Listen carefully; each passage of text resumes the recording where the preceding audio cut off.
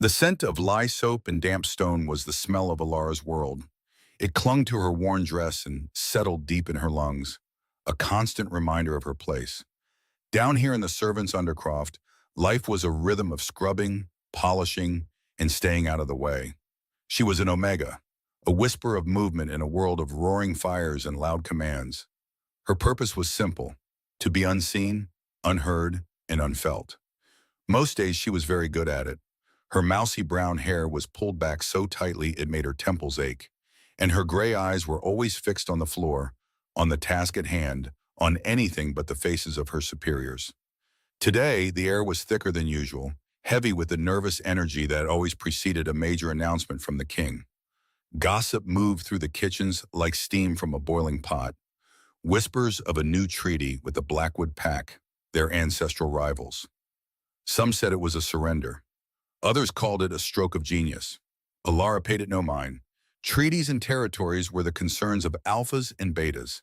Her concerns were laundry and dust and the precise temperature of the king's evening wine. It was that wine that changed everything. The summons came from the head steward, a gruff man whose face was a permanent scowl. Alara, the king's study, his majesty and the beta require refreshment. Her heart gave a single hard thump against her ribs. The king's study.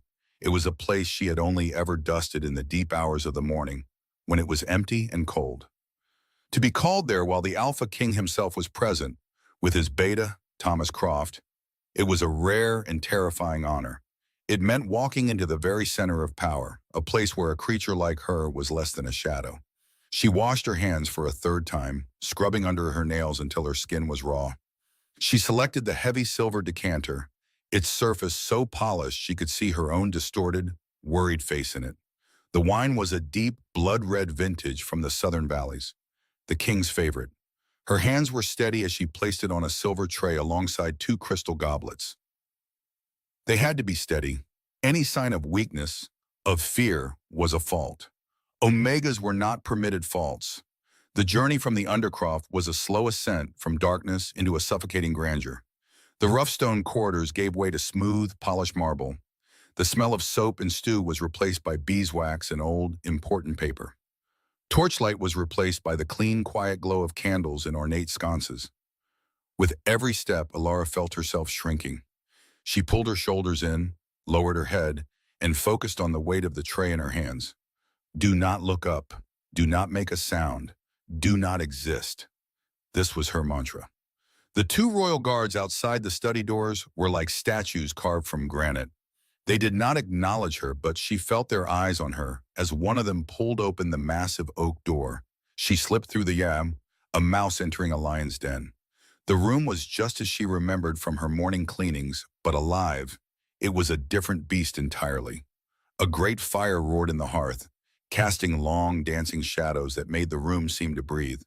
The air was warm, thick with the scent of burning wood and the powerful, distinct sense of the two men inside. King Alistair Thorne sat behind a desk the size of a farmer's cart, his presence filling the entire space. He was a mountain of a man, his dark hair untamed, his famous blue eyes fixed on the parchment spread before him. He was not looking at her, yet she felt the sheer force of his authority pressing down on her, making it hard to draw a full breath. Standing beside him, leaning over the desk with an easy confidence, was Thomas Croft, the king's beta, his most trusted friend and advisor since they were boys. Thomas was everything the king was not. Where Alistair was raw, elemental power, Thomas was smooth, polished charm. His blonde hair was perfectly styled, his clothes immaculate. He was handsome, and he knew it. And as he spoke, his voice was like honey, persuasive and sure. Alara moved with practiced silence toward a small table near the fire. Her feet made no sound on the thick carpets. The tray was heavy. Her arms were beginning to ache. "And with this, your majesty," Thomas was saying, his finger tapping a line on the parchment, "the northern pass is ours. The Blackwood Pack cedes complete control. Our warriors will be able to move through the mountains unhindered. It's the greatest strategic victory we've had in a generation. One without spilling a single drop of blood." King Alistair leaned back in his chair. The leather groaned under his weight, A slow smile spread across his face, a rare sight that seemed to light the room more than the fire. "You've done well, Thomas. Better than I thought possible. I confess, I did not think Alpha Marcus would ever give up that pass. His pride is as tall as the mountains themselves." "Pride is a luxury, Alistair," Thomas said, his tone familiar, friendly. The tone of a man who saw the king not just as his alpha, but as his brother. "Marcus is running low on grain and his people are restless. He needed this trade agreement more than he needed his pride. I simply made him see the wisdom in the exchange." Alara set the tray down. Her hands were shaking now, just a little. She uncorked the decanter, the soft pop of the cork swallowed by the crackling fire. As she poured the first glass, her mind snagged on Thomas's words. The Northern Pass. Seated. A trade for grain. Something was wrong. Terribly wrong. Her mind flew back, not years but mere hours. To midday. She had been tasked with delivering a lunch tray to the visiting quarters. The guest was the emissary from the Blackwood Pack, a grizzled, scarred beta named Kalen. He was a hard man with eyes that had seen too many battles. The room was tense. Kalen had been pacing, his boots thudding on the floorboards, while one of Alistair's negotiators tried to reason with him. Alara had set the tray down, keeping her eyes averted as she was trained to do. She was just part of the furniture. No one noticed her. No one ever noticed her. And because no one noticed her, no one lowered their voice. "The grain shipment is acceptable," Kalen had grumbled, his voice a low growl. "The timber rights we can discuss, but the Northern Pass is not on the table. It will never be on the table. Tell your king he can ask for my right arm, and I would sooner give him that. Ceding the pass is a fool's bargain, and my alpha is no fool." He had then made a sharp, dismissive gesture. "The deal is for grain, nothing more. Take it or leave it." Alara stood frozen in the king's study, the memory so vivid it felt like she was in two places at once. She could still smell the cold sweat of the emissary, still hear the finality in his tone. A fool's bargain. That's what he had called it. She looked from the bark red wine filling the goblet to the smiling face of Thomas Croft. He was lying. It wasn't a misunderstanding or a misinterpretation. It was a bald, deliberate lie spoken directly to the king he had sworn to serve. The truth of it hit Alara not as a thought, but as a physical blow. It was a stone in her stomach, a block of ice in her veins. Why would Thomas lie about something so vital? The Northern Pass was a choke point, a place of immense strategic importance. To believe it was safe when it was not, it was a mistake that could cost hundreds of lives. It was a betrayal of the highest order. She finished pouring the first goblet and moved to the second. Her hands felt clumsy, disconnected from her body. The tremor that had started in her fingers was now a violent shudder running up her arms. She tried to grip the heavy silver decanter, but her knuckles were white, her muscles locked in panic. Alistair took his glass. "To a new era of peace, then," he said, raising it. "To peace," Thomas echoed, his smile never faltering. His eyes, a cold, calculating green, met Alara's for a split second. It was not a glance. It was an assessment. He saw her, truly saw her, and in that fraction of a moment, she felt a chill that had nothing to do with fear of her king. It was the predatory stillness of a wolf that has scented something it doesn't like. He dismissed her just as quickly, turning back to Alistair. But the damage was done. He had seen her, and she knew that he knew she had heard. Her mind was screaming, "Say something, you have to say something." The words clawed at the back of her throat, a desperate, silent shriek. But she was an Omega. Her word was less than dust against the word of the king's beta. To speak would be to accuse him. To accuse him would be to sign her own death warrant. He would deny it. The king would believe him, and she would be disposed of. A hysterical, confused servant who had misheard, who had dared to interrupt. But the pack, the warriors who would be sent to that pass, believing it to be safe. They would walk into a trap, an ambush. For what purpose? To weaken Alistair's forces? To what end? The lie was not just a lie, it was a weapon. The king was laughing now, a low, rumbling sound of pure relief. He trusted Thomas completely. That trust was the foundation of his rule, the bedrock of their pack's leadership. And Thomas was using that trust to lead them all to ruin. The silver decanter in her hands suddenly felt like it weighed 1,000 pounds. The polished surface reflected the fire, the king's smiling face, and Thomas's triumphant one. It showed her own face too, pale, terrified, her large gray eyes wide with a truth so heavy it was breaking her. She had to get out. She had to run back to the kitchens, to the scent of lye and the safety of being invisible. She could forget what she heard. She could pretend it never happened. It was the Omega's way, the way to survive. But the image of soldiers marching into the mountains, of families receiving the news, of her pack bleeding because she was too afraid to speak, it wouldn't let her go. Her loyalty to the pack, a thing she never even knew she possessed with such ferocity, was at war with every instinct for self-preservation she had. The internal battle was so violent it manifested physically. A wave of dizziness washed over her. The room tilted. The firelight blurred. Thomas's smooth voice droned on, but the words were meaningless now. All she could hear was the emissary's gruff refusal. All she could feel was the crushing weight of the lie. Her fingers, slick with nervous sweat, lost their purchase. The decanter slipped. For a timeless second, it seemed to hang in the air, a silver teardrop in the firelight. Ilara's gasp was a tiny hitched sound. Then gravity took hold. It fell. The crash was explosive in the quiet room. Silver met stone with a deafening metallic clang that echoed off the high ceilings. The decanter bounced, rolled, and came to a stop near the hearth, spilling a dark red stain across the pale stone like a spreading pool of blood. The king's laughter cut off instantly. The room plunged into a sudden, absolute silence, more terrifying than the crash itself. Even the fire seemed to hold its breath. Slowly, Ilara forced her head up. Two pairs of eyes were fixed on her, not on the spill, not on the decanter, on her.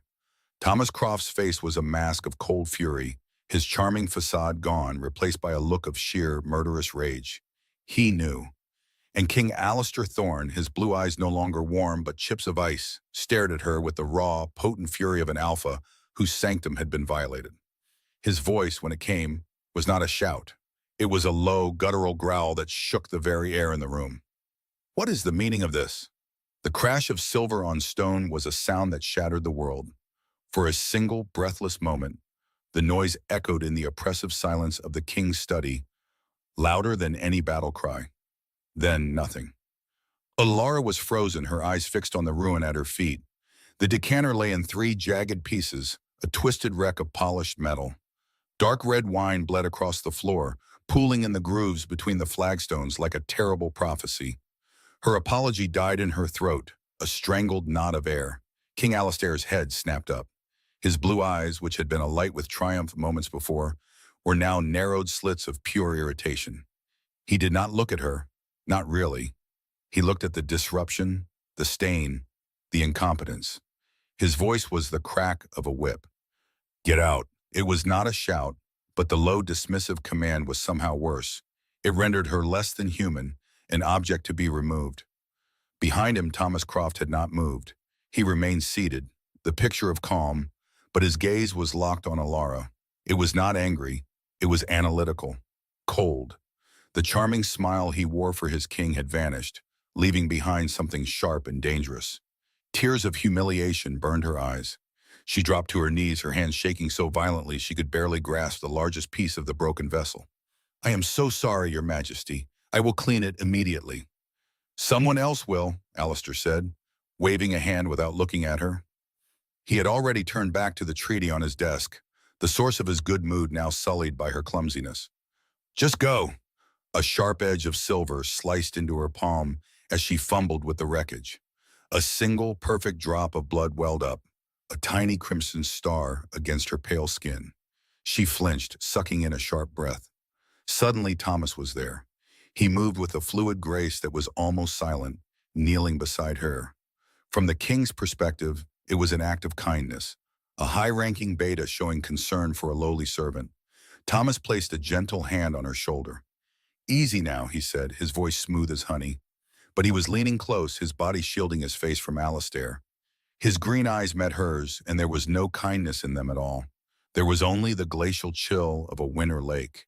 His gaze was a physical weight, pressing down on her, searching her. He saw her trembling. He saw the terror in her eyes. And she knew with a certainty that turned her blood to ice, that he knew she had heard everything. His fingers tightened ever so slightly on her shoulder, a subtle, possessive pressure. "A simple mistake," he murmured, his words meant for the king's ears.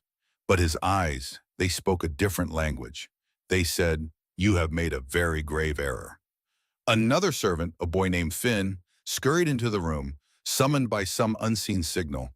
He carried cloths and a wooden bucket. He stared at Alara with pitying eyes. "See to this," Thomas commanded, rising to his full height. He gave Alara's shoulder a final firm pat that was not comforting at all. It was a brand, a warning. Alara scrambled to her feet, bowing low, her face a mask of shame. "My apologies, Beta Croft, Your Majesty." She did not dare look at either of them again. She backed out of the room, her heart hammering against her ribs. She could feel Thomas Croft's stare following her all the way to the heavy oak door, a silent promise of future reckoning. The door closed behind her with a heavy final thud, sealing her out and sealing the lie within. She fled, not with her feet, but with her mind. She retreated into the familiar, comforting anonymity of the servants under Croft. Down the winding stone stairs she went, into the warm, humid air thick with the smells of life. Roasting garlic, yeasty baking bread, and the sharp, clean scent of lye soap. Here, the world was a cacophony of clattering pots, shouted orders, and ribald jokes. It was a world where she was invisible, a ghost in a plain brown dress, and for her entire life, that invisibility had been her shield. Now it felt like a tomb. She found her station at the great stone sinks, a mountain of greasy pots and pans waiting for her. She plunged her hands into the hot, soapy water, the sting of the lie a welcome distraction. She scrubbed and scrubbed, her arms aching, her knuckles raw, but no amount of physical labor could scour the words from her mind. The Blackwood emissary's voice, rough and dismissive. "The Northern Pass, a fool's bargain. We would sooner give you our swords." And then Thomas's voice, smooth and treacherous, painting a picture of a glorious diplomatic victory. "The Northern Pass is ours, Alistair." They folded completely. The lie was a living thing inside her, a coiled serpent in her gut. The king's warriors, the pack's protectors, men she saw every day, men like old Gregor, who always saved a sweet roll for his daughter. Young Rhys, barely 18, who practiced his sword forms in the courtyard until his hands bled. They were going to march north. They were going to walk into a trap, confident and proud, and they were going to be slaughtered. And she, Alara Vance, an Omega with a scar on her chin and mousy hair, was the only one who knew. The pot she was holding slipped from her grasp, clanging loudly against the stone basin. Martha, the formidable head cook, turned from her massive stew pot, her hands on her hips. "Butterfingers today, are we, girl?" she snapped. "First the king's decanter. Now my cookware. Do you want to find yourself cleaning the kennels for a month?" "No, Martha," Alara whispered, her eyes downcast. "I'm sorry." "Glory doesn't mend silver or straight indented copper," the older woman grumbled, turning back to her work. "Keep your head out of the clouds and on your duties. Attention is the one thing our kind cannot afford." Attention. The word sent a fresh wave of fear through her. She had Thomas's attention now. He would not forget the girl who dropped the decanter. He would not forget the look in her eyes. He was a beta. His word was law. Her word was less than air. If she spoke, who would they believe? They would call her a liar, an ambitious fool seeking favor. Or worse, a spy for the Blackwood pack herself, trying to sow discord. The punishment for treason was slow and public. She had seen it once as a child, and the memory was a scar on her soul. They wouldn't just end her life. They would make an example of it. They would erase her. But then she saw Rhys's laughing face in her mind.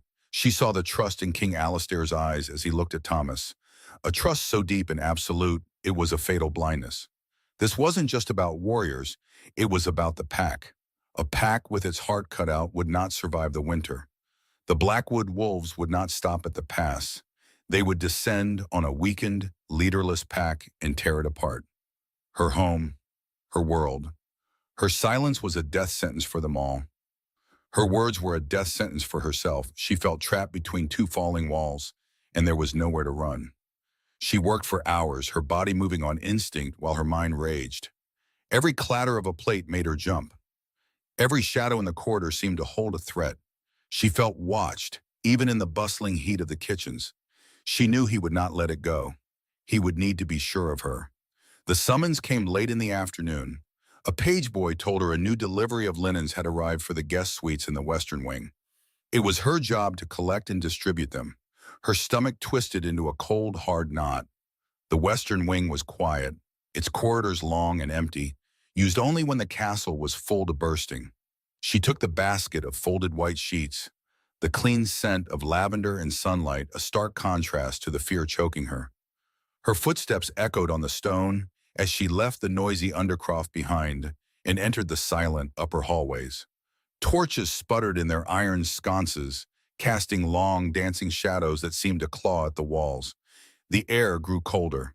She was halfway down the longest corridor when a figure stepped from a deep-set doorway ahead. It was Thomas. Her heart stopped.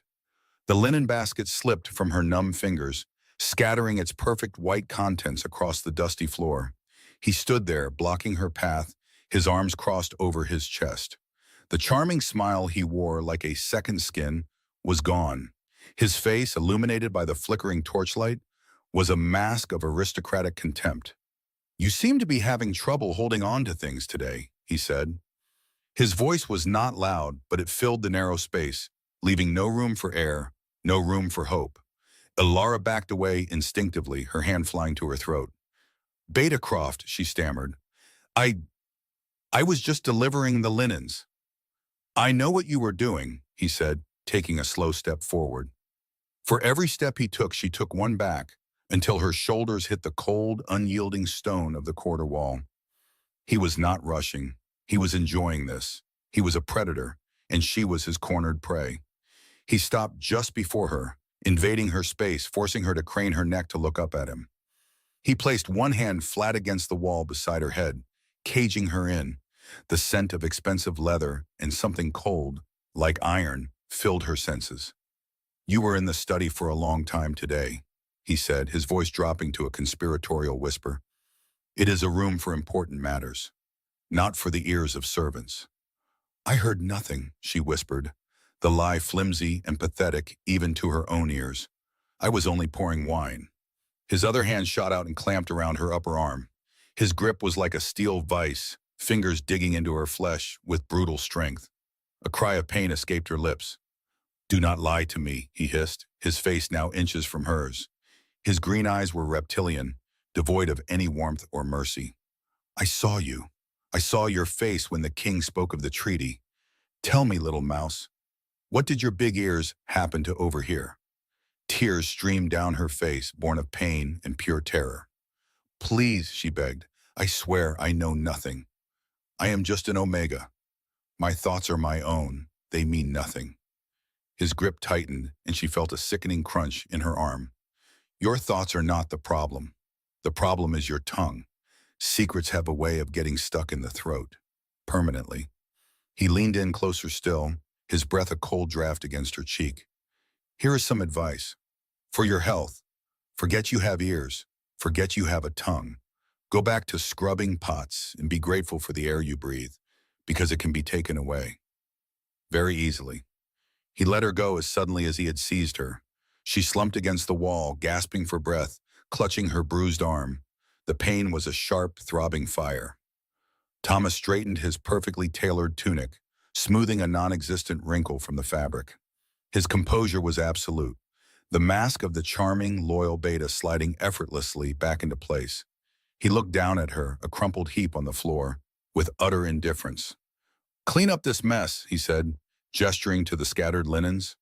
Then, without another word, he turned and walked away, his footsteps receding down the long, dark hall until he was swallowed by the shadows. Elara stayed there for a long time, her body shaking uncontrollably. The pain in her arm was a searing reminder of his promise. He had not been threatening her.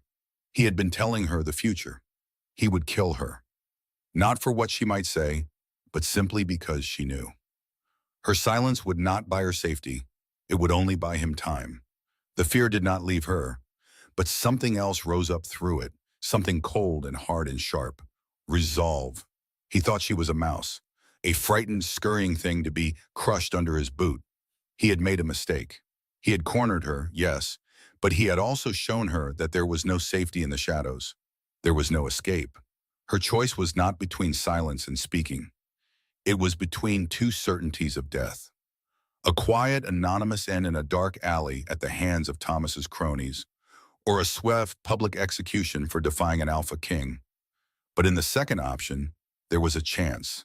A sliver of light no thicker than a blade of grass. A chance that the king, a man known for his harsh temper, but also for his unyielding sense of justice, might listen. A chance the pack might be saved. Silence meant everyone died, starting with her. Speaking meant they might live.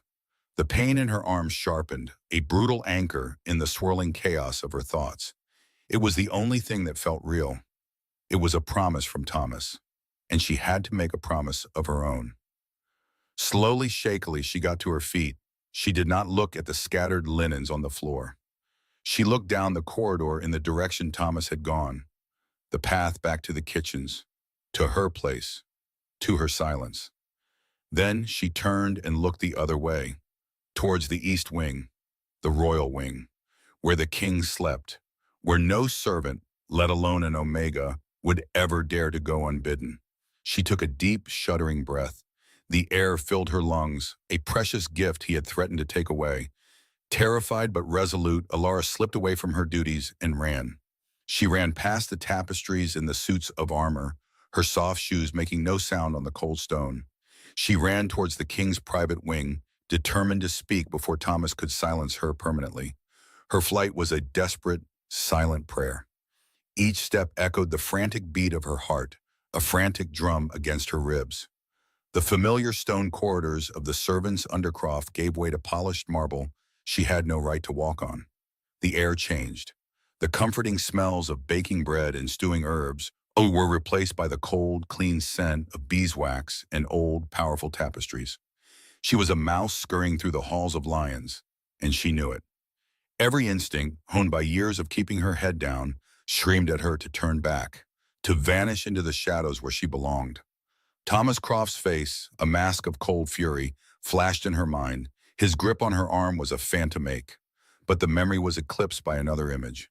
The faces of the pack's warriors, loyal and proud, marching toward a trap they could not see. She found the king's private wing, a place more myth than reality to someone of her station. The corridor was hushed, lit by sconces that cast a warm, intimidating glow on the dark wood paneling. Two royal guards stood sentry before a pair of immense oak doors. They were statues of polished black steel and gray wool, the silver wolf's head of the royal house etched into their breastplates. They were alphas, powerful and serene in their duty. Their very presence was a wall. Alara stopped 20 feet away, her breath catching in her throat. This was it, the point of no return. She smoothed her simple brown dress, a useless gesture, and took a hesitant step forward. One of the guards, a man with a thick neck and a jaw like a block of granite, shifted his weight. The movement was slight, but it was enough to stop her cold. His eyes, a flat, disinterested brown, flickered over her. He saw her worn shoes, her plain spun clothes, her Omega scent. He saw everything and nothing. "This wing is restricted," he said, his voice a low rumble. It was not a warning, it was a statement of fact, as unchangeable as the stone beneath their feet. "I need to see the king," Alara whispered. The words felt foolish and small in the vast, silent hall. The second guard, younger and leaner, actually let out a short, humorless laugh. "The king does not see kitchen maids. Go back to your duties before you find yourself in the cells." Her hands clenched into fists at her sides. The scorn in his voice was a physical thing, a slap she had felt 1,000 times before. It was the casual cruelty of a world that had assigned her a place and expected her to stay in it. "It's urgent," she insisted, her voice gaining a sliver of strength. "It concerns the pack. It concerns the Silverwood Treaty." The mention of the treaty made the granite-jawed guard's eyes narrow slightly, a flicker of something, not belief but perhaps curiosity. He exchanged a look with his partner. There are channels for such information, Omega. Petitions are heard on the seventh day. Go now. There isn't time, she pleaded, taking another step. Her fear was a cold knot in her stomach, but a fiercer heat was rising to meet it. The image of the warriors, her pack, her brothers and cousins and neighbors walking into that northern pass. Please, you don't understand. We understand our orders, the guard said, his tone final. He placed a hand on the pommel of his sword. The message was clear. Alara's shoulders slumped. Defeated. Of course. What had she expected? That they would simply stand aside for a trembling, incoherent servant? The weight of her failure pressed down on her. She had been a fool to think she could breach these walls.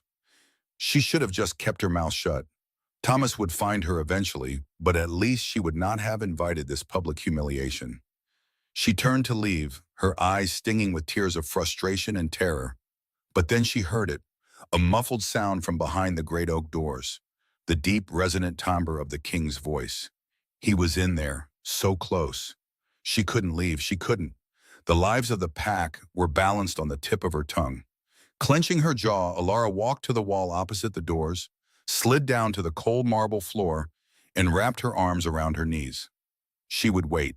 If they wouldn't let her in, she would wait until he came out. She would wait all night if she had to.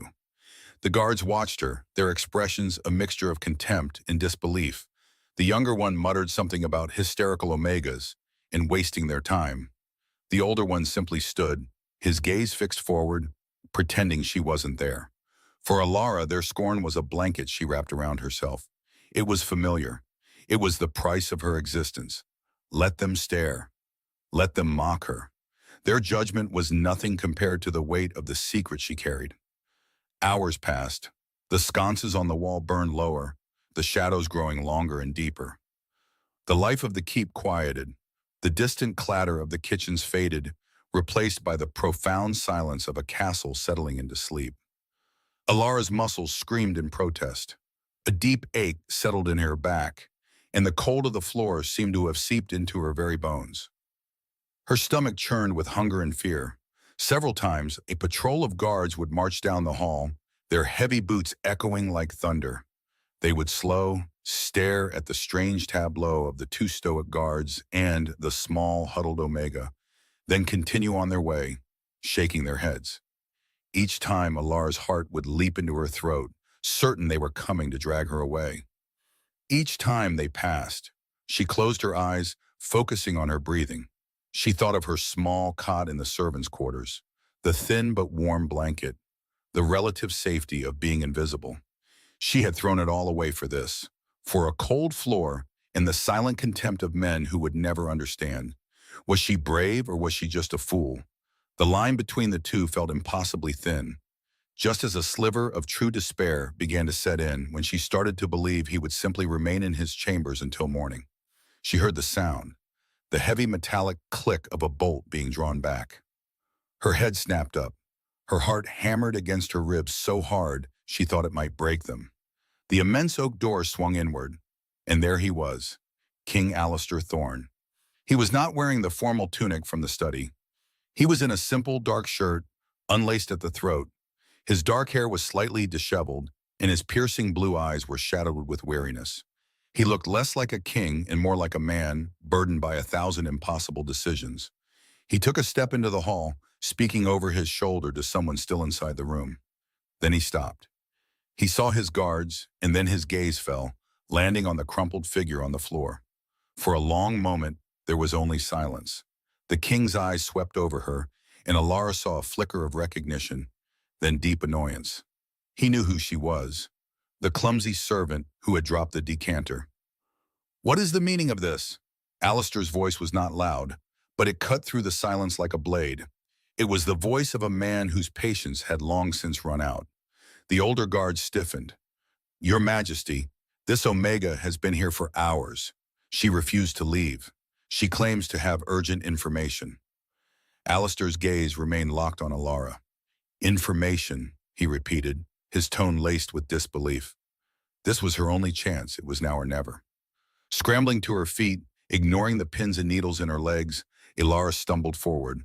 Before the guards could react, before she could lose her nerve, she fell to her knees at his feet. She didn't just kneel.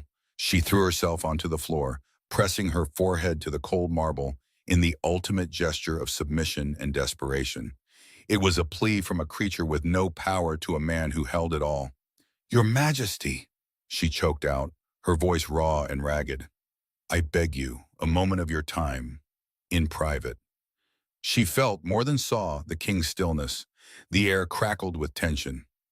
She could hear the sharp intake of breath from the guards, shocked at her audacity.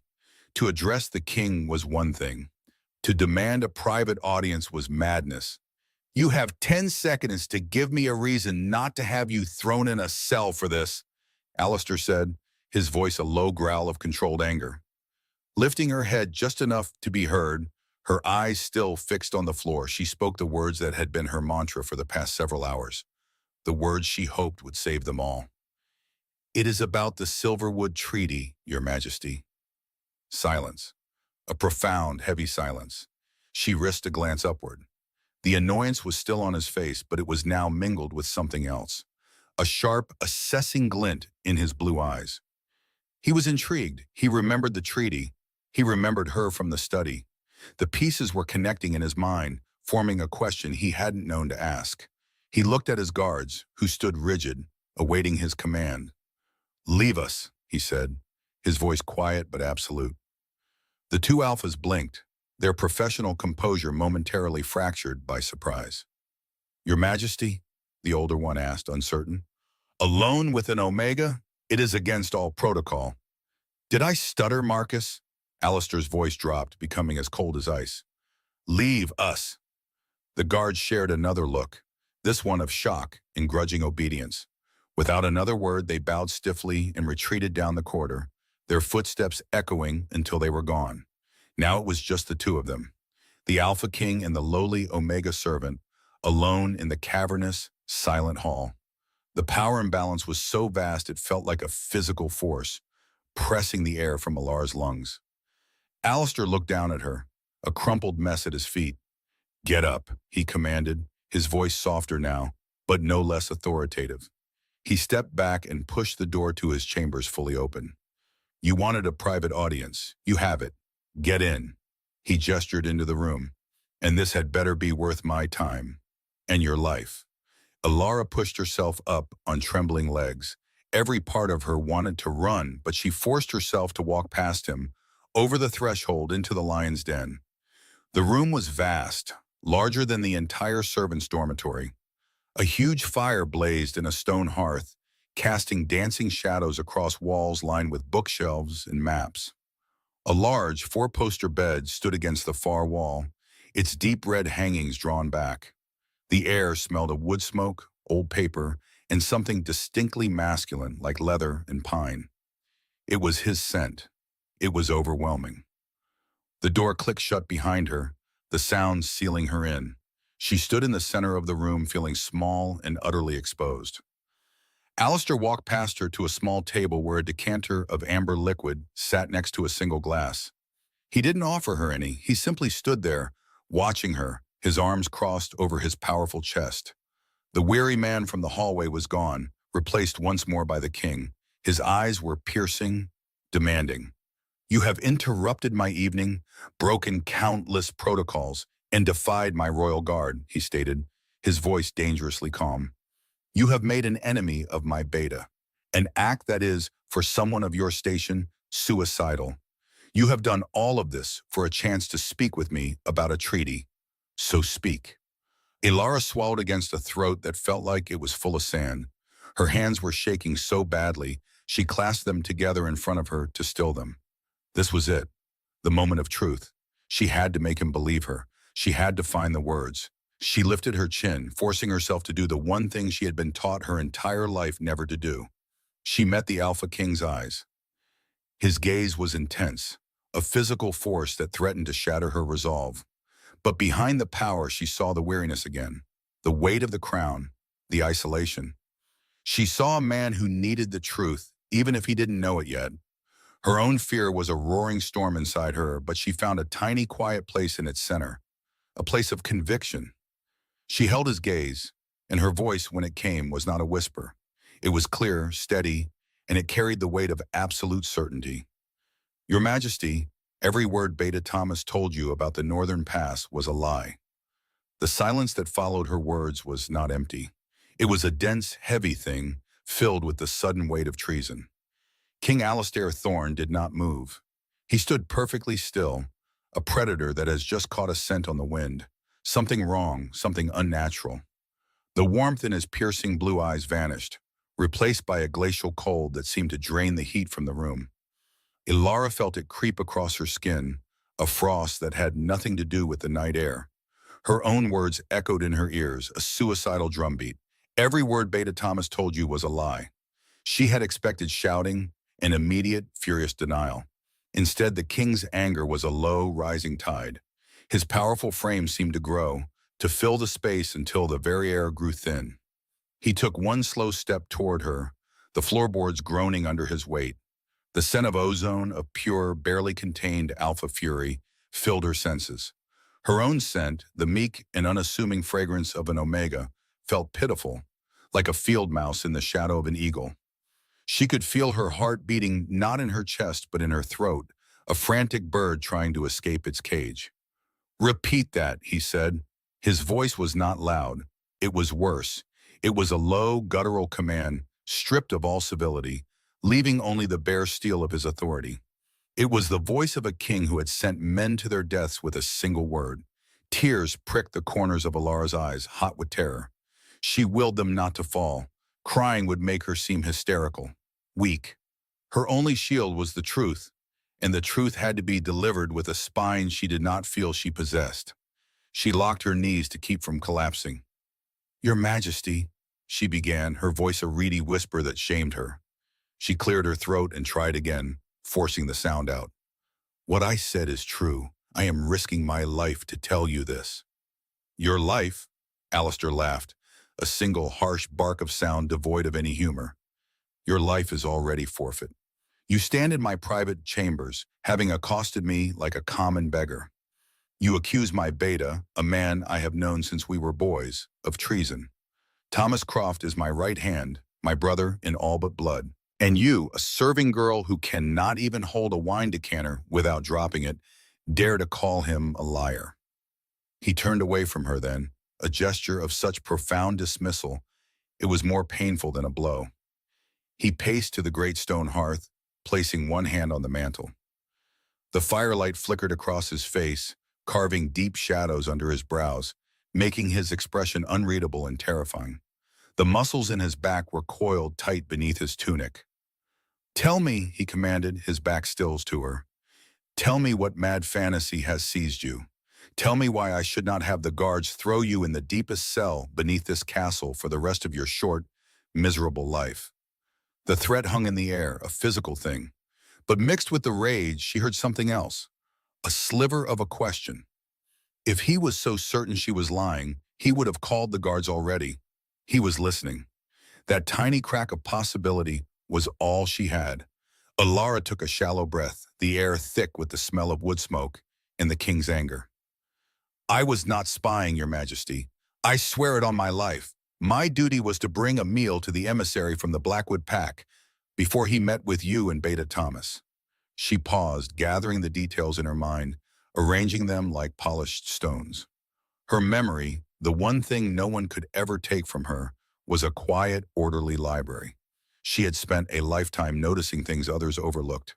It was a survival instinct. "His name was Kalen," she continued, her voice gaining a small measure of steadiness. "He was a tall man, with a scar that cut through his left eyebrow. He wore a dark wool cloak, clasped at the shoulder with a polished wolf's tooth. When I entered his temporary quarters, he was staring out the window at the northern mountains. He did not touch the food, but he drank the water I brought." Alistair remained silent, his back a rigid wall of contempt, but she knew he was hearing every word. Beta Thomas came to escort him to the study. The emissary, this Kalen, he spoke to the Beta. He said he was instructed to offer the timber rights to the Whisperwood Forest in 300 head of livestock. He said his Alpha was prepared to be generous. Ilara's hands clenched into fists at her sides, her nails digging into her palms. She remembered the man's smug tone, the arrogance in his posture. Then Beta Thomas said something. His voice was too low, I could not hear it. But I heard the emissary's reply. I heard it perfectly. Her gaze was fixed on the king's powerful shoulders. Kaelin laughed. It was not a pleasant sound. He said, and I remember his exact words, the northern pass, my alpha would sooner give up his own heart. He called it a fool's bargain. He said only an idiot would trade a strategic choke point for a patch of worthless, rocky land. The room was utterly still, save for the crackle of the fire. Alara's words settled into the silence. They were simple, direct, and unadorned with opinion. They were just what she had heard. She watched as Alistair's hand on the mantelpiece tightened, his knuckles turning white. He did not turn around, but she saw a subtle shift in his posture, a minute slackening of the tension in his shoulders, as if a foundation stone deep within him had just crumbled to dust. Doubt. It was a poison, slow and cold. Alistair could feel it seeping into his veins. Thomas was his friend. They had learned to fight together, their wooden swords clashing in the training yard. They had celebrated victories and mourned losses side by side for 2 decades. Thomas was the one person in the world who understood the crushing weight of the crown, who could speak to him not just as a king, but as a man. The idea that this bond was a lie was unthinkable. It was a betrayal not just of his rule, but of his entire life. And yet, the girl's story was so specific. Kaelin, the wolf's tooth clasp. He remembered Thomas briefing him after the meeting. He had described the emissary as sullen, grim. Not once had he mentioned the man laughing. Not once. Thomas had presented the concession of the Northern Pass as a hard-won victory, a testament to his negotiating skill. He had claimed the Blackwood Pack was desperate, their position weaker than they let on. A fool's bargain. The emissary's words echoed in his mind, a dissonant chord in the symphony of lies he may have been hearing for years. The girl was an Omega. Her word meant nothing in any formal court. It was the word of a man he called brother against the word of a servant he did not know. But her eyes were when she had met his gaze, he had not seen madness or malice. He had seen a terror so profound it was nearly paralyzing, and beneath it, a core of absolute, unshakable conviction. She believed what she was saying, and she had risked everything, walked willingly into the lion's den. So to say it? Why loyalty? To a pack that treated her as less than nothing? It made no sense unless it was the truth. The cold knot of doubt in his gut tightened into a sickness. If she was right, then the Silverwood Treaty was not a victory. It was a trap, seeding a worthless past to draw his best warriors into an ambush. It was a classic Blackwood tactic. Simple, brutal, and effective. And Thomas, his Thomas, would have orchestrated it. Slowly, deliberately, Alistair turned to face her. The rage was gone from his eyes, replaced by a chilling stillness, an unnerving calm that was far more dangerous. He looked at Alara, truly seeing her for the first time, not as a piece of castle furniture, but as a catalyst, a small gray bird whose song could signal the coming of a hurricane. "You have a remarkable memory for an Omega," he said, his voice flat. It was not a compliment. It was a statement of fact, a weighing of her value as a tool. "I notice things, Your Majesty," she whispered, her gaze falling to the floor. "It is how I have survived." He stared at her for a long moment, his mind racing, piecing together a desperate plan. He could not confront Thomas directly. If the girl was wrong, he would irreparably damage his oldest friendship and show weakness. If she was right, he would alert a traitor in his inner circle, who would then vanish or accelerate his plans.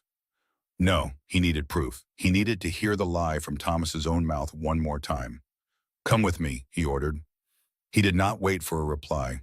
He swept from the room, his long strides forcing Alara to nearly run to keep up. He led her not toward the dungeons, but back the way she had come, through the silent, torchlit corridors toward the heart of the keep, the king's study, the very room where the lie was born. The guards outside the study doors snapped to attention as he approached. He waved them away with an impatient gesture. "No one is to enter until I call for them." "No one," he commanded. He pushed the heavy oak doors open and strode inside.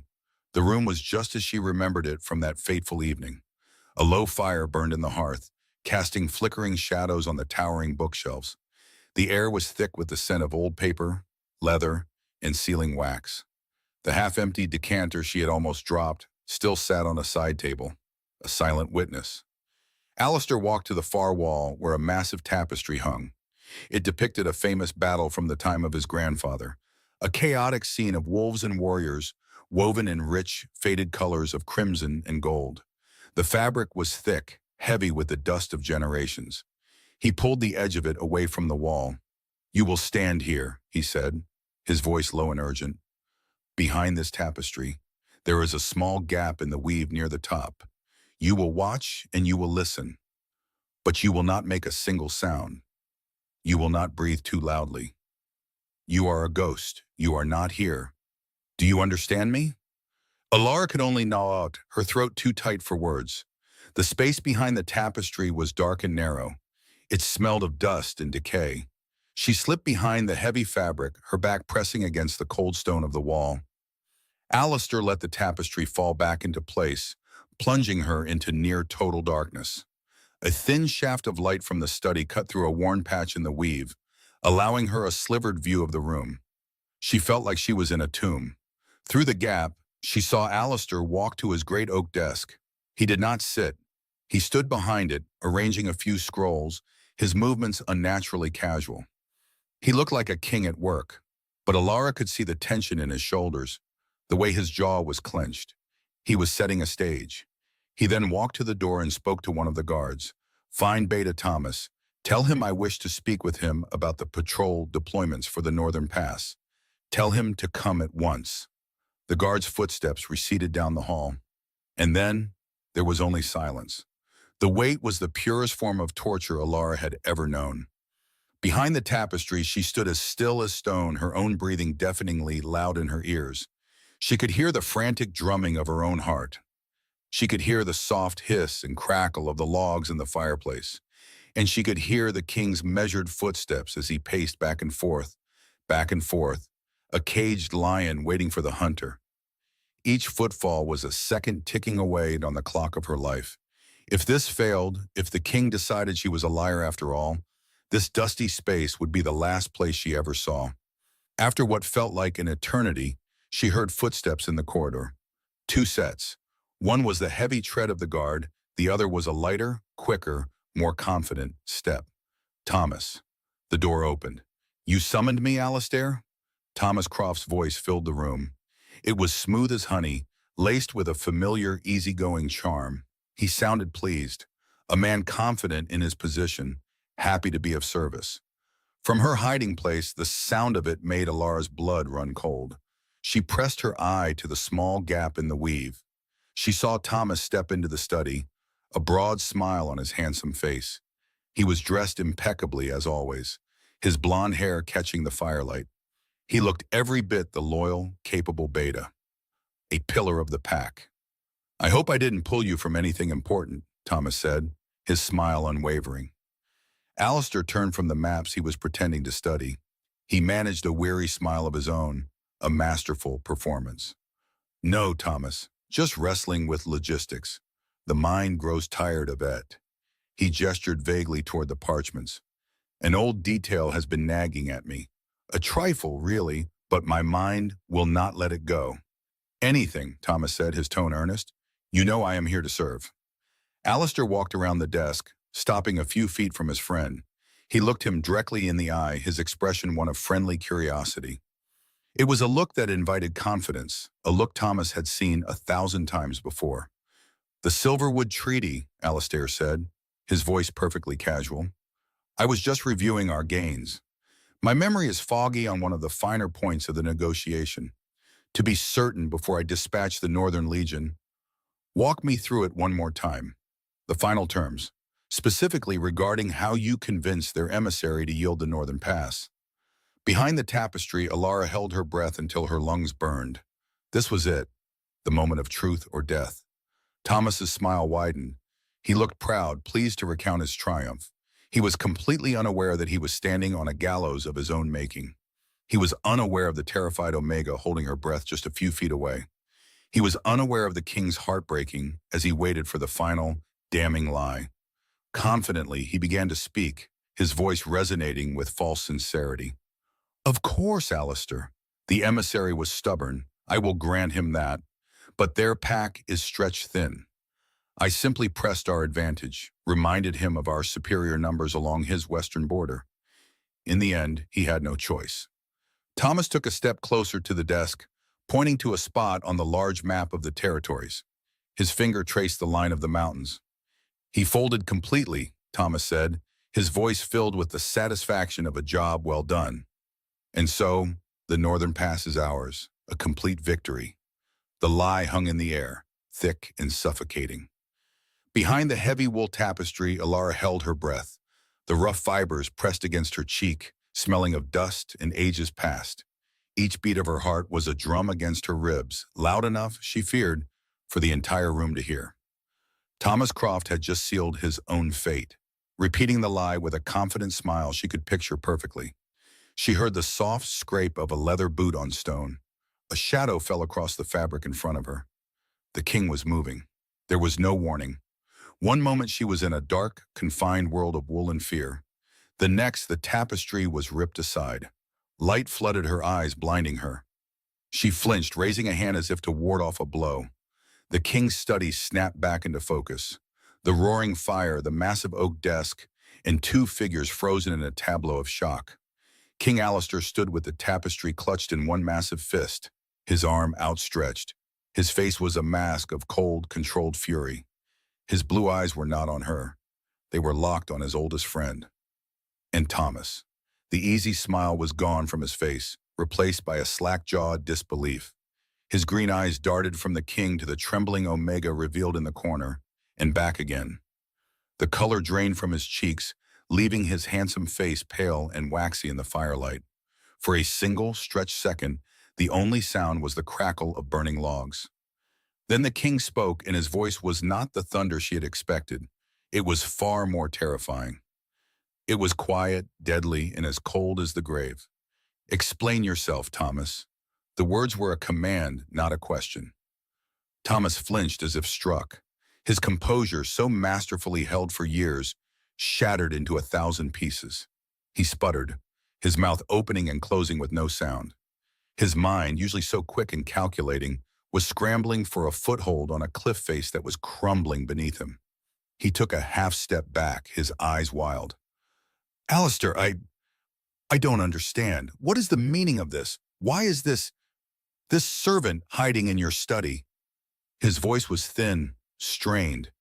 He gestured toward Alara with a dismissive flick of his wrist, as if she were a piece of dirt to be swept away. The king did not move.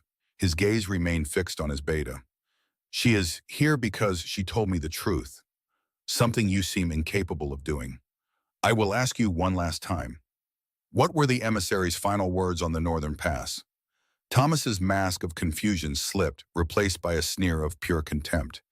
He saw his avenue of escape. It wasn't through logic.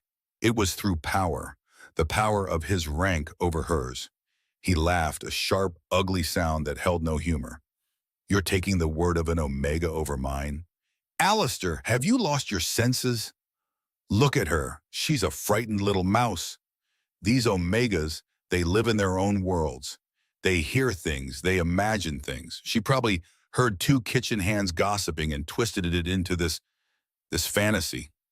He took a step toward the king, his tone shifting, becoming persuasive, conspiratorial, the old rhythm of their friendship. Think about it. We've known each other our entire lives. Have I ever once given you reason to doubt me? And you throw all that away because a hysterical girl has a flight of fancy? She likely dropped that decanter earlier and concocted this whole story to avoid a whipping. Alara stood frozen, pinned by his words. Each one was a stone building a wall around her, burying her alive. Hysterical. A mouse. A liar. He was painting her as insignificant, a creature of no account whose words were less than air. She felt a tear slide down her cheek, hot with shame and terror. She had done the right thing, the bravest thing she had ever done, and he was undoing it all with just a few cruel sentences. She squeezed her eyes shut, waiting for the king to believe him. It was the natural order of things. Abeda's word was law. and Omega's was dust, but the king's voice, when it came again, was even colder. She recounted the emissary's exact words to me, Thomas. A fool's bargain, a phrase you conveniently omitted. She described the way he pushed the parchment back across the table. She described the red wine he was drinking. She told me he had a smudge of ink on his right thumb, details a liar would not invent. Thomas stopped. The blood drained from his face completely now.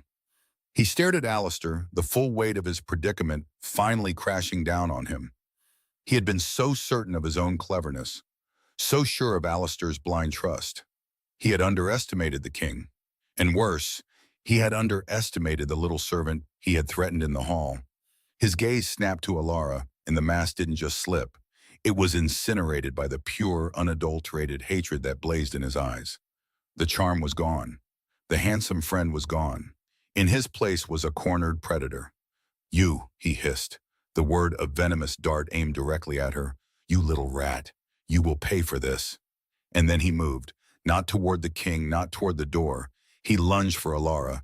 It was a purely instinctual act of violence. The desperate, furious need to destroy the source of his ruin. A snarl tore from his throat, a sound stripped of all humanity. His hands were claws, reaching for her face, for her throat. Alara screamed. A thin, terrified sound swallowed by the cavernous room. She stumbled backward, her legs tangled, her back hitting the cold stone wall with a painful jolt. There was nowhere to run. His face was a blur of rage, his eyes promising a pain from which she would never recover. She saw her own death in them, but she never felt his touch. A blur of motion intercepted him. Alistair moved with a speed that defied his size, a wave of pure alpha fury. He caught Thomas mid-lunge, his arm locking around his chest like a band of iron. The sound was not a crack, but a heavy, sickening thud as the king slammed his lifelong friend against the opposite wall. The force of the impact shook the very stones. A small painting of a pastoral landscape rattled in its frame and fell to the floor with a muted crash.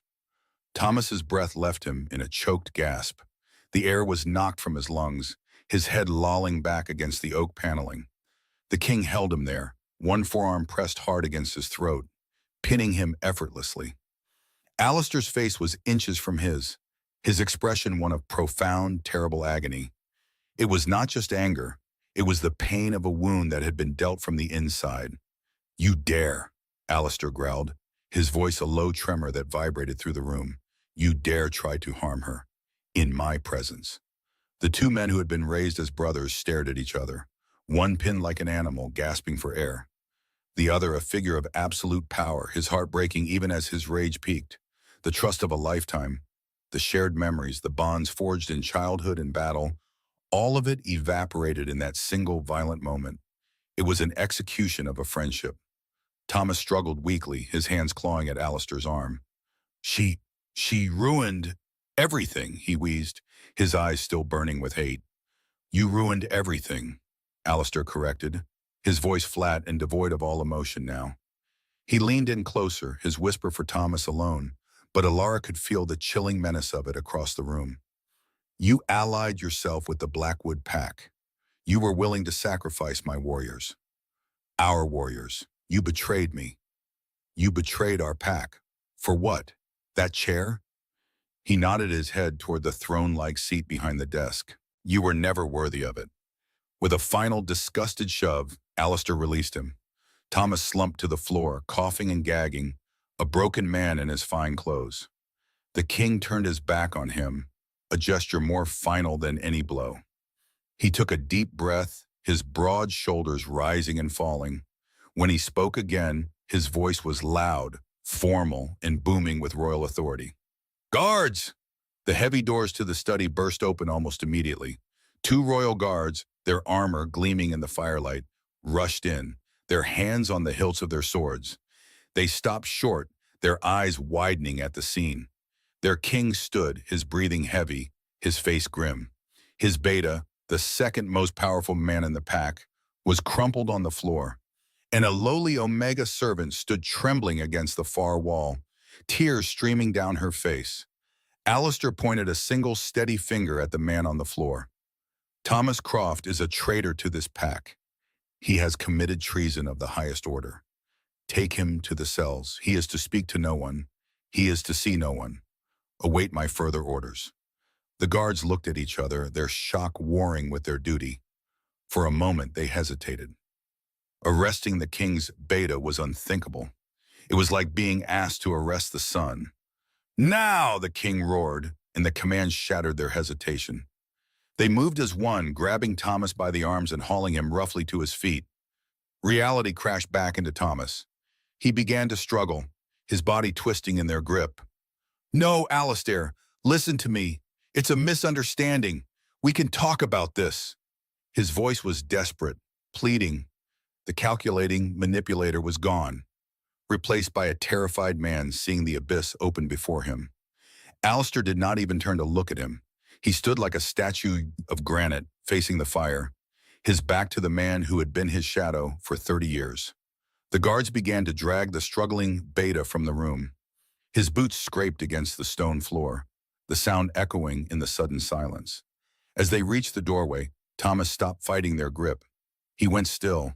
He twisted his head, his neck straining. His wild eyes searched the room, passing over the king's unmoving back without a flicker of recognition. They found Alara. They locked onto her. The desperation in his face vanished, replaced by a cold, terrifying promise. The hatred she had seen before was now distilled into something pure and lethal. It was a vow. As the guards pulled him through the doorway, he threw his head back and screamed, his voice echoing down the stone corridor. It was not a plea for mercy. It was a curse. This isn't over. You hear me? I will have my revenge. His eyes never left hers. The threat was not for the king who had condemned him. It was for the Omega who had exposed him. I will find you. I will tear you apart. The heavy oak door slammed shut, cutting off his final shriek. The iron bolt clanged into place, a sound of absolute finality. And then there was silence. A profound, heavy silence, broken only by the crackling of the fire and the ragged sound of Alara's own breathing. The king had not moved. He still stood with his back to her, a dark silhouette against the flames. She was alone in the room with the most powerful wolf in the world, and the echo of a death threat hung between them like a shroud. The echo of Thomas's scream clung to the air in the study long after the guards had dragged him away. It was a venomous sound, a promise that had burrowed deep into Alara's bones. The heavy oak door slammed shut, and a profound silence fell, broken only by the crackle of the fire and the ragged sound of her own breathing. She stood frozen, a small, trembling figure, in the vast, shadow-filled room.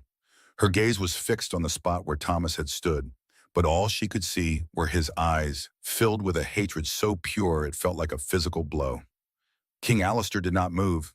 He remained where he had thrown Thomas against the wall, one hand still braced against the dark wood paneling. His head was bowed, his powerful shoulders slumped. For a long moment, the most powerful man in the kingdom looked utterly defeated. The betrayal was a wound, deep and festering, and she had been the one to twist the knife.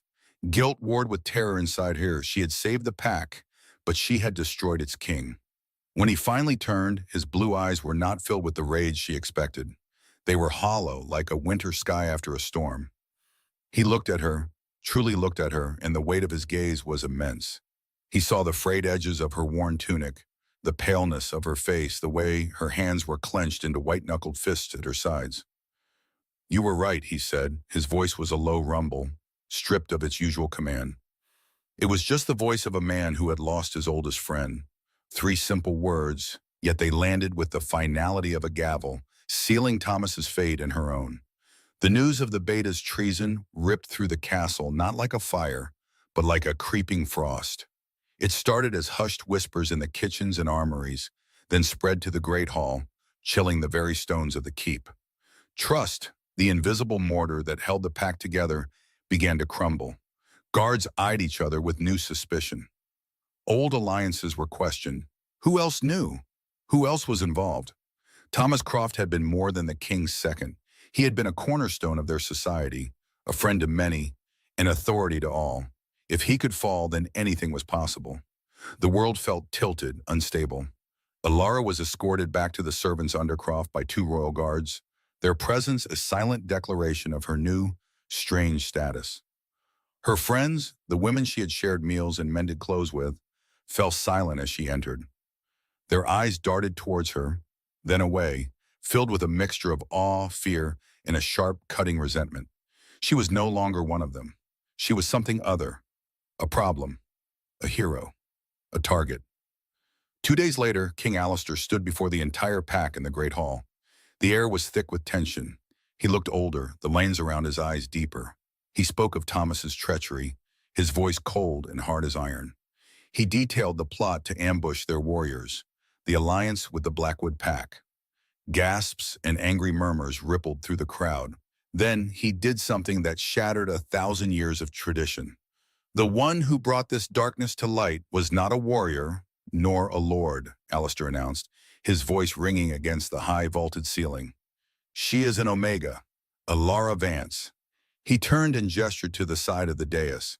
A guard nudged her forward into the full view of hundreds of staring eyes. She felt naked, exposed, a field mouse caught in the glare of a hawk. Her heart hammered against her ribs, a frantic bird trapped in a cage. Her courage has saved us from a catastrophic blow, the king continued, his eyes scanning the crowd, daring anyone to object. For this, she has earned the hatred of our enemies, and for this, she will receive the full protection of her alpha.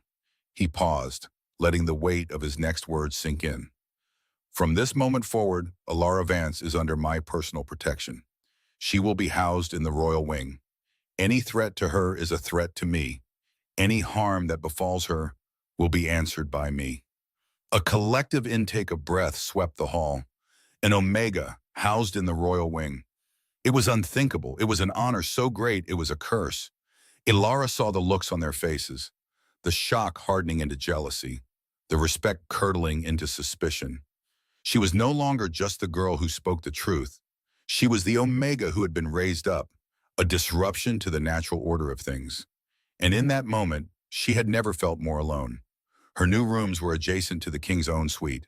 They were larger than the entire dormitory she had shared with 10 other women. A fire was already burning in a marble fireplace, casting a warm, dancing light over everything.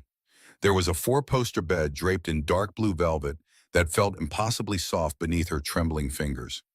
A wardrobe stood against one wall, its doors slightly ajar, revealing dresses made of silk and wool in colors she had only ever seen on high-ranking ladies. It was beautiful. It was a prison. 2 guards, stone-faced and silent, were posted outside her door day and night. Their presence was meant to be a comfort, but it only amplified her fear. They were there to keep assassins out, which meant assassins were expected.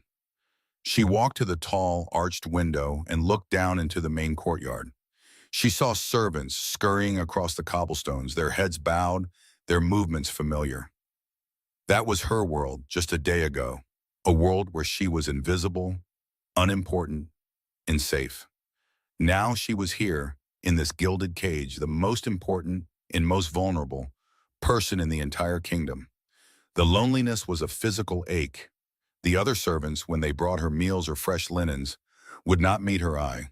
They placed the items down and backed away, their movements stiff with fear and formality. One afternoon she saw Sarah, a girl from the kitchens with a bright, easy laugh, hurrying down the corridor. Ilara's heart leaped with a desperate hope for a familiar face, a kind word.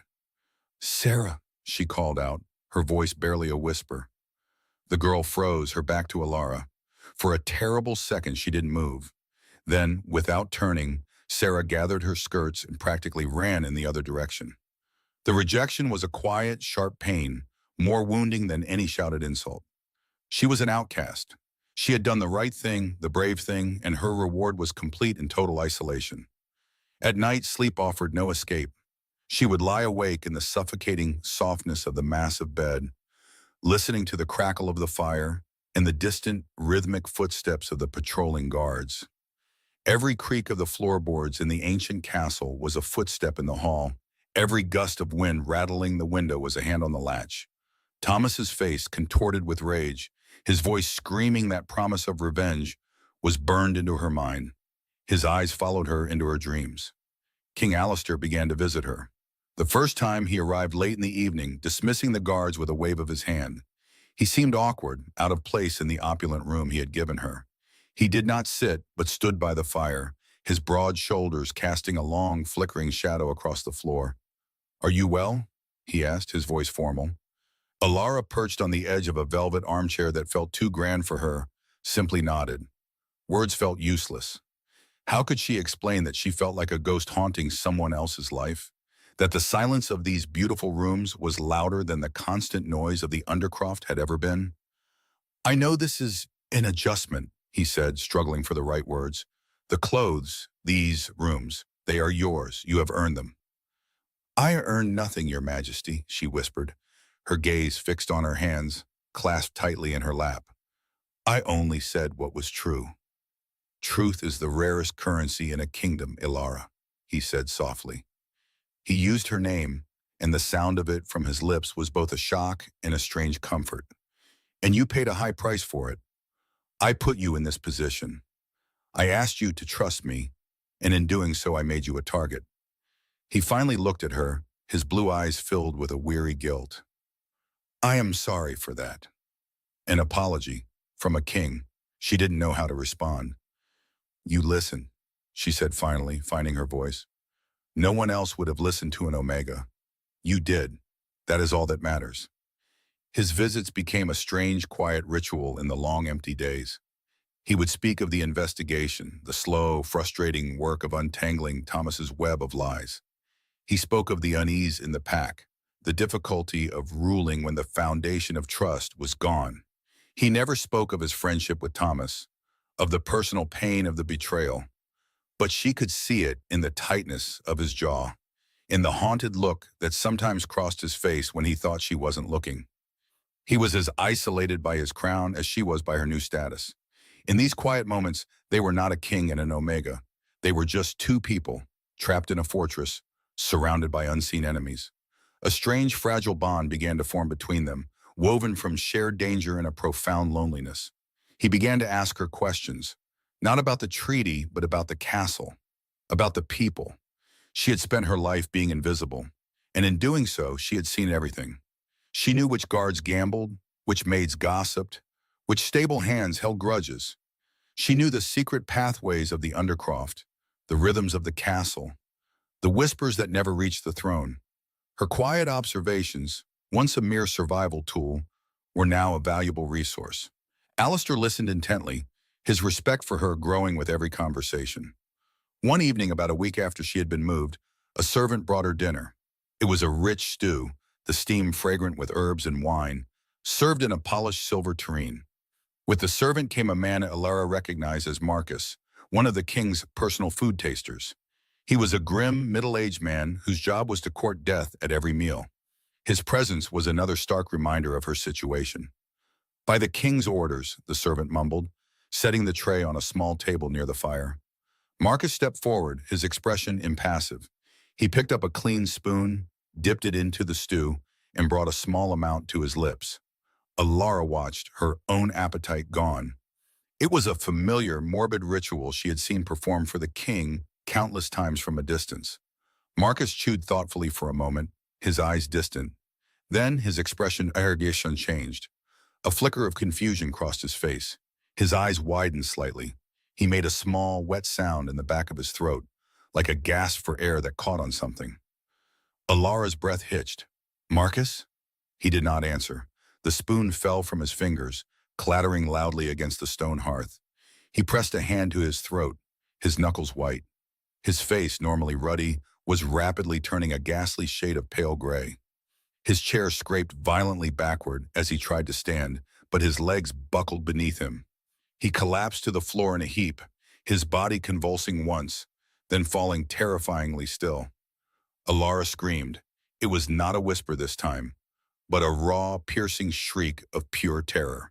The door to her room burst open and the two guards rushed in, swords drawn, their eyes wide with alarm. They saw her, pointing a trembling finger at the unmoving man on the floor. They saw the spilled stew, the fallen spoon. The truth crashed down on her with the force of a physical blow. The gilded cage was not a fortress. The guards were not enough. Thomas was gone, but his allies were not. They were here, inside the walls, close enough to poison her food. The threat was not a distant shadow anymore. It was here, in her room, lying silent on her floor. The scent of scorched herbs and fear hung heavy in the air. Ilara watched from the doorway as the royal healers worked over Mark, the food taster. His face was pale, his breathing shallow. He was a kind man who had always had a smile for her. Now he lay near death because he had eaten her dinner. The thought was a cold stone in her stomach. King Alistair stood near the hearth, his back to the room. He was completely still, but the tension radiating from him was a physical force, tightening the air and silencing every footstep. He did not need to shout. The fury was in his silence, a coiled serpent waiting to strike. When a healer finally announced that Mark would live, a collective sigh of relief went through the room. But Alistair did not relax. He turned slowly, his blue eyes sweeping over the guards, the servants, and finally landing on Ilara. The anger was still there, but it was now honed to a fine, sharp point. It was no longer just about a lie. It was about an attack on someone under his direct protection, an attack within his own home. It was an intolerable insult to his authority and a threat he could no longer afford to underestimate. The game had changed. Thomas's betrayal was not a distant political problem. It was a poisoned dart aimed at the heart of his kingdom. The castle was locked down. No one entered or left without the king's express permission. The royal guard, accustomed to drills and border patrols, now moved through the stone halls with a new grim purpose. They were hunters now, and their prey was inside the walls. Alistair gave them a single chilling order. Find everyone who ever shared a drink, a confidence, or a quiet loyalty with Thomas Croft. The interrogations began that very night. High-ranking betas and decorated warriors were pulled from their beds and taken to guarded rooms. The sounds of raised voices and slammed doors echoed in the upper quarters. A veil of paranoia descended upon the keep. Old friends eyed each other with suspicion. Every whisper was a potential accusation. From her new chambers, Ilara felt like a ghost watching a play she had unwillingly written. Her suite was beautiful, with woven tapestries and a bed softer than anything she had ever known. A fire always burned in the grate, and 2 stoic guards stood permanently outside her door. She was safe. She was also a prisoner. The servants who brought her meals refused to meet her eyes. They would set the tray down and practically flee the room. To them, she was no longer Ilara, the quiet Omega from the kitchens. She was the king's ward, the woman who had brought down the beta. She was a source of chaos, a bad omen. The isolation was a physical ache, a constant reminder that her courage had cost her the only community she had ever known. She spent her days pacing the length of her room, the silk of her gifted robes whispering against the floor. She watched from her window as guards marched men across the courtyard. She knew their methods. They would use fear and intimidation. They would get confessions from the weak and denials from the proud. But they would miss the truth, because the truth, she knew, did not live in the grand chambers of nobles. It lived in the servants under Croft. It was carried in laundry baskets and stirred into cooking pots. It was heard by the people no one ever bothered to notice. After 2 days of listening to the fruitless interrogations through the castle grapevine, a new resolve settled over her. Fear had driven her to the king's door once. This time, it was a sense of frustrating uselessness. She was the one who started this. She was the reason Mark was fighting for his life. She could not sit here, safe and sheltered, while the king's men chased shadows. She sent a message with the guard who brought her lunch. It was a simple, terrifying request. She needed to speak with the king. He came that evening. The guards at her door stiffened as he approached, his heavy tread unmistakable. He entered without ceremony, dismissing her attendants with a flick of his wrist. The door closed, leaving the 2 of them alone. The vast space of her chamber suddenly felt very small. The air crackled with the unspoken power dynamic between them. He was still the Alpha King. She was still an Omega. But something had shifted. "You wish to see me," he said. It was not a question. His voice was weary, strained from days of little sleep and constant pressure. Ilara's heart hammered against her ribs, but she forced herself to stand tall. "Your Majesty, your guards are working hard, but they are looking in the wrong places." Alistair's eyebrows drew together. "They are questioning every associate of Thomas's I can name. Captains, envoys, council members. Who else is there? The people who served them, she said softly, her voice gaining strength with every word. The stable hands who saw who came and went at night. The kitchen maids who heard the gossip from the visiting lord's own servants. The laundresses who know the difference between wine stains and blood. You are looking for traitors among wolves, but the mice see everything the wolves ignore. He stared at her, his expression unreadable. For a long moment, the only sound was the crackle of the fire. Alara held her breath, expecting dismissal or worse, anger at her presumption. She had just, in her own quiet way, criticized his entire strategy. She had told the king he was blind. Then he slowly walked over to the small table by the window and sank into a chair. He ran a hand over his face, the exhaustion suddenly visible. "Tell me," he said, his voice rough. "Tell me what the mice have seen." And so it began, an alliance forged in desperation, in the flickering candlelight of a gilded cage. Alistair started bringing his most trusted guards to her, not as jailers, but as scribes. Alara, who had spent a lifetime making herself invisible, now drew on her encyclopedic knowledge of the castle's hidden life. She gave them names, not lords or ladies, but grooms, scullery maids, and pages. She told them not to interrogate, but to listen, to ask about a sick child or a brother's gambling debt, to find the pressure points that had nothing to do with loyalty to a king and everything to do with survival. The first thread came from a stable boy named Finn. He was young and easily frightened. The royal guard had dismissed him as useless. But Alara remembered he was fiercely protective of his younger sister, who worked in the kitchens. She told the guard to ask about her. Softened by the genuine concern, Finn finally broke. He spoke of a night weeks ago when he saw one of Thomas's lieutenants, a beta named Marcus, meeting a stranger by the old well. The stranger had the sigil of the Blackwood pack on his cloak. Finn had thought nothing of it, but he remembered the words he overheard as he passed. The stranger had laughed and said the Northern Pass was a generous gift. Marcus had replied that it was a gift that would keep on giving. Alistair's jaw tightened as he heard the report. A gift. Not a concession, not a treaty. A gift. The next piece came from an elderly laundress named Mary. Alara knew Mary's hands were crippled with arthritis and that she secretly used a special herbal salve Thomas had once given her as a kindness. The guards learned that recently the guard captain, a man fiercely loyal to Thomas, had given Mary a purse heavy with gold coins. He told her it was a bonus for her years of service. But it was more than her entire life savings. And it came just 2 days after Thomas was arrested. The captain, when questioned again, could not explain where the money came from. His story crumbled within minutes. One by one, Alara's insights unraveled the conspiracy. A kitchen aide admitted to seeing Marcus burn a series of letters, recognizing the Blackwood seal in the flames just before they turned to ash. A page confessed to delivering sealed messages from Thomas, not to the royal courier, but to a merchant who regularly traveled to Blackwood territory. These were not the grand confessions of powerful men.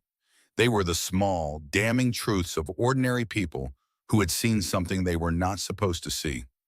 Each evening, Alistair would return to Alara's chambers. He would bring maps and lists of names. The guards would post themselves outside, leaving the king and the Omega alone to their work. They spread the great map of the kingdom across her dining table. He would point to a name, and she would tell him about the man's secret debts, his estranged wife, his ambitious son. She painted a picture of the castle's soul that he as king had never been able to see. He had commanded loyalty. Thomas had bought it, manipulated it, and twisted it. One night, as they worked under the low light of a single lantern, their hands brushed as they both reached for the same document. A jolt, small but unmistakable, passed between them. Alistair pulled his hand back as if burned. Alara froze, her face flushing. For a brief second, they were not a king and a servant. They were just a man and a woman, bound together by a shared, desperate purpose. The air was thick with unspoken things, with the respect he was beginning to feel for her, and the terrifying, unfamiliar sense of importance she felt under his gaze. Putting all the pieces together, the full horror of the plot finally became clear. They stood over the map, the threads of information weaving a tapestry of treason. The Silverwood Treaty was a brilliant, deadly feint. It was designed to make Alistair send his elite legion, the 500 warriors most loyal to him, to the remote northern pass to secure the gifted land. He would be sending my best men on a fool's errand, Alistair murmured, his voice hollow. He traced a line on the map with his finger, from the northern pass down to the southern border. It's worse than that, Alara whispered, her blood running cold as she understood. They wouldn't be on a fool's errand. They would be walking into a trap. Alistair looked up, his eyes meeting hers. The realization dawned on his face, a mask of sickening comprehension. While his legion was being ambushed and slaughtered in the north, the main force of the Blackwood Pact would storm the southern border, which would be left thinly defended. The kingdom would be vulnerable, its strongest defenders gone. And Thomas? Alistair's voice was barely audible. He would open the main gate, Alara finished, the words tasting like ash. He would let them in. They would take the capital without a fight. The Blackwood Alpha would place him on the throne as a puppet ruler. Alistair slammed his fist on the table, the wood groaning in protest. The sound was like a thunderclap in the quiet room. It was not a show of dominance, but a cry of profound agony. He had not just been betrayed by a friend. He had been played for a fool, his entire kingdom gambled away by the man he had loved like a brother. He slumped into his chair, the weight of it all pressing down on him. He looked defeated. For the first time, Alara saw not a king, but just a man, broken by a wound too deep to heal. Instinctively, she reached out and placed a hand on his arm. It was an unthinkable breach of protocol. An Omega did not touch an Alpha King. But in that moment, rank dissolved. There was only shared crisis. He did not pull away. He simply sat there, his shoulders slumped, accepting the small, silent comfort. Their investigation had revealed the what and the why, but they still didn't know when. Their final hope rested on a terrified scribe who had been a low-level functionary in Thomas's office. Under pressure, he confessed to hiding a ledger for Thomas, a book filled with what he thought were grain and supply records. He showed them the location, a false-backed drawer in Thomas's personal desk. Alistair and Alara went to the study immediately. The room was just as it had been the day Alara's life had shattered. The heavy oak desk stood like a monument, some monument to Thomas's ambition. Alistair found the hidden catch and slid the false panel away. Inside lay a slim, leather-bound book. It was not a record of supplies. The pages were filled with columns of numbers in strange cryptic symbols. It was a code. For hours they worked, hunched over the ledger. The scribe had provided a key, a simple cipher that Thomas had believed no one would ever find. Alistair read the numbers, and Alara, her mind sharp and clear from a lifetime of observation, cross-referenced them with the symbols. Slowly, painfully, messages began to emerge. Supply requests for the Blackwood Army, lists of loyalists within Alistair's own ranks, confirmation of payment in gold. They worked until their eyes burned, the candle beside them burning lower and lower. Finally, they reached the last entry, dated only a few days prior. It was a short, simple message, a reply from the Blackwood Alpha to Thomas. Alistair read the decoded words aloud, his voice flat and devoid of all emotion. The hawk flies at dawn, 2 days hence. The pass and the gate will be ours by nightfall.